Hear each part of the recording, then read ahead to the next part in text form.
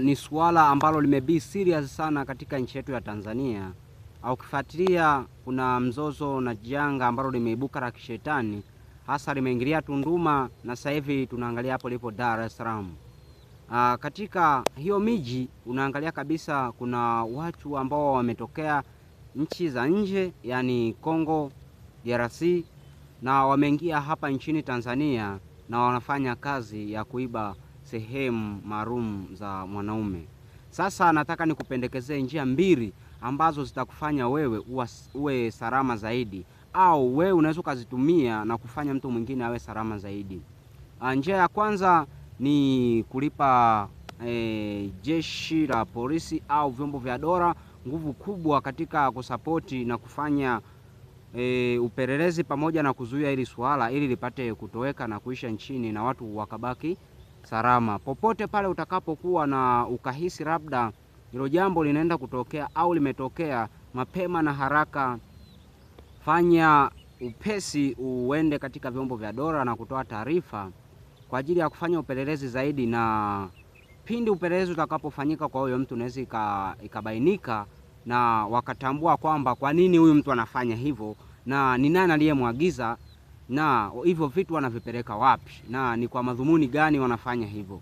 Lakini jambo la pili ambalo ndo itakuwa ni njia kuu kabisa itakao kufanya wewe salama, ndugu yangu, ni maombi.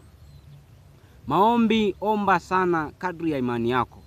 Inategemeana na unamwamini Mungu au unaamini nini. Omba sana, imani yako itakuponya popote pale, na hii ndio njia kuu ambayo itakaofanya sisi tuwe salama zaidi. Pia unapokuwa ukiomba, ombea sana na vyombo vya dola wakiwa katika kufanya hii operation, basi wakaifanye vema na Mungu apate kuwasaidia na ili swala likapate kuisha, kwa sababu ni swala linalohusu imani. Tunaona kabisa ni imani za kishirikina ndio zimeingizwa hapa nchini na watu wanaiba hivyo vitu kwa njia ya kichawi. Sasa kumbe kushinda uchawi na kuzishinda nguvu za giza, inatupasa sisi tumshirikishe Mwenyezi Mungu. Mwenyezi Mungu tukimshirikisha katika kutenda hili jambo, hakika tutakuwa salama. Ndugu mpendwa, popote ulipo utakapokuwa umeona hii changamoto imezuka, aisee, fanya upesi sana kuona vyombo vya dola.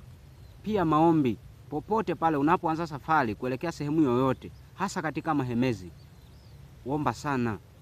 Yaani omba sana kwa imani, Mungu atakusaidia na hutoamini atakuepusha sana katika mambo. Kwa imani yako, Muislamu omba kwa imani yako, Mkristo omba kwa imani yako, hakika utafanikiwa na Mungu atakulinda. Nakwambia hayo mambo ndo msingi mkuu wa kushinda hili swala. Serikali tuipe kipaumbele, tusaidiane nayo kufanya kuzuia hili jambo ili litapata kutoweka hapa nchini. Asante kwa kunisikiliza.